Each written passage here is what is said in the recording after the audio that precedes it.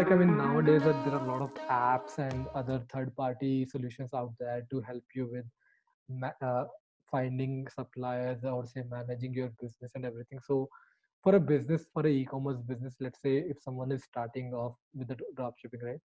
What all apps do you think are must, and what all apps or solution do you think are good to have in general? We can talk about, we don't need to talk about the name of the apps, we can talk about categories, because uh, apps varies depending on the platform, right? So we can talk about the categories. Let's say niche. Yeah, I see what you mean. To source products, to find a niche, right?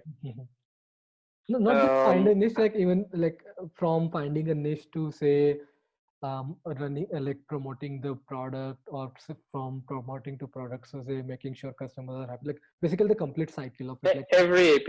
yeah, yeah. Okay. So first, I Mm-hmm. think, especially in dropshipping, you have to have an automated email marketing, Mm-hmm. because the biggest problem in dropshipping is the long-term value of Mm-hmm. your customer. And most of the people these days, they do Facebook ads. Mm-hmm. They have a sale. Right. The client is not unhappy, so they won't return the products, Uh-huh. but they are not happy enough to order again. Right, right. And that's a very bad thing, Mm-hmm. because you spend $5, $10, 20, Uh-huh. Uh-huh. sometimes much more Mm-hmm. on Facebook ads to get the sale, and the Right, customers, they never come back. right, right. But your competitors, the big companies, they spend two, three, five times more than you, Mm-hmm. but they make much more profit than you. Mm-hmm. Why? Because the customer keep coming back. Coming back, right? Yeah. And this is because of email marketing, Mm-hmm. because of the packaging, Mm-hmm. because of the flyers in the packaging, because when you open the package, the customer experience is just Got it. outstanding. Right. The product is beautiful. There is a branding on it, and the stuffing, the wrapping is very good, and Mm-hmm. anything you can think of. Right, right. And you need to have apps, or, like I said, anything Mm-hmm. to make the customer come back. And Right, right. email marketing is a very good one. Mm-hmm. Retargeting on Facebook, it's, you need to have retargeting on Facebook, Mm-hmm. even on the customers are already bought it. Mm-hmm. But you will know if your products, if your customers like your product. If you Right, say crap, obviously you won't do that. right. And you need to have some kind of automation, or at least something easy to make it easier on you to fulfill the orders. Mm-hmm. And you have app on Shopify and Right. WooCommerce and Yeah. whatever, especially on AliExpress. Mm-hmm. But all of the dropshipping suppliers, they have, most of them work with some kind of automation, like Right. you extract the CSV file and you just send it by Right. mail to your supplier. Right. It's very good. Mm-hmm. Like me, I work on WordPress. I don't have fancy apps. I just print a CSV, I send it, and that's Right. it. Yeah. It's much cheaper. I don't pay anything. The supplier is very old school. They don't have the fancy IT guys. Right. So it's a very, very basic warehouse. Mm-hmm. And I have myself a warehouse with some friends. It's very, very basic. We just do Mm-hmm. CSV, and the business is great this way. But as you said, you also have apps to look for the products, Mm-hmm. and I know a lot of people these days, they like apps on websites like AdSpy, Mm-hmm. and which I don't like at all. Okay. Actually, I have some kind of rule, which is, if the products are on AdSpy, Uh-huh. I won't have those. Okay. So Yeah, that's a because wonderful I advice. know, yeah, because there's so many guys Mm-hmm. uh, that take the exact same product. They try to sell it. They they crush it. I mean, not in a good way Mm-hmm. on Facebook ads, and they give a bad reputation to the product.